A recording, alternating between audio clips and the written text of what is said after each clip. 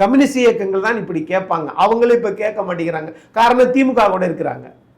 ஆகையினால இந்த இலவசங்கள் எல்லாம் ஏமாற்று வேலை. மக்கள் நம்ப தயாராக இல்லை. ஆட்சி மாற்றம் உறுதியாக நடக்கும், உறுதியாக நடக்கும். இவர்கள் பண்ணுகின்ற போடுகின்ற திட்டம், ஐயா அன்புமணி ராமதாஸ் சொன்னாரு, ஃபாக்ஸ்கான் நிறுவனம் வரவே இல்லை, எந்தவித முதலீடும் பண்ணலைன்னு நாங்களே. அதுக்கு என்ன பண்ணுறாங்க?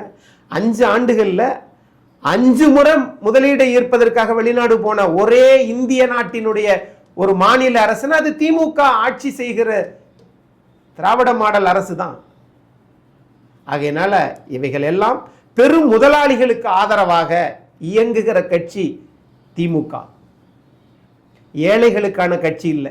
இன்னும் சொல்ல போனா திமுகவில் இருக்கக்கூடிய நல்ல கட்சிக்காரர்கள், நடுநிலையாளர்களே இந்த ஆட்சியை விமர்சிக்கிறார்கள். என்னப்பா பெரிய பெரிய பணக்காரங்களுக்கு தான் பெரிய பெரிய பதவியெல்லாம் கொடுக்குறாங்க. உண்மை அதுதானே. ஏழைகளுக்கான கட்சியாது. ஆகையினால இந்த ஆட்சி என்பது பணக்காரர்களுக்கான ஆட்சி. இந்த ஆட்சி என்பது, திமுக ஆட்சி என்பது எம்என்சி கம்பெனிகளுக்கான ஆட்சி. அப்படிதான் நான் பார்க்குறேன். ஆகையினால இந்த 3000 கொடுக்கறது, இந்த மடிக்கணினி இப்போ கொடுக்கறது, இதெல்லாம் மக்கள் வாங்கி கொள்வார்கள்.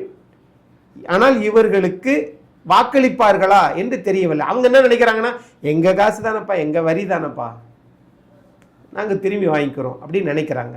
இதுதான் மக்களுடைய பார்வையை நான் பார்க்குறேன். தேர்தலுக்கு இன்னும் சில மாதங்கள் தான் இருக்குது. அடுத்தடுத்து என்ன நடக்குது, மக்கள் எப்படிப்பட்ட ஒரு முடிவை முன்னெடுக்கிறாங்க அப்படிங்கிற விஷயங்கள் நம்ம பொறுத்திருந்து பார்க்கலாம். நிறைய விஷயம் ஷேர் பண்ணிக்கிட்டீங்க. மிக்க நன்றி. மிக்க நன்றி.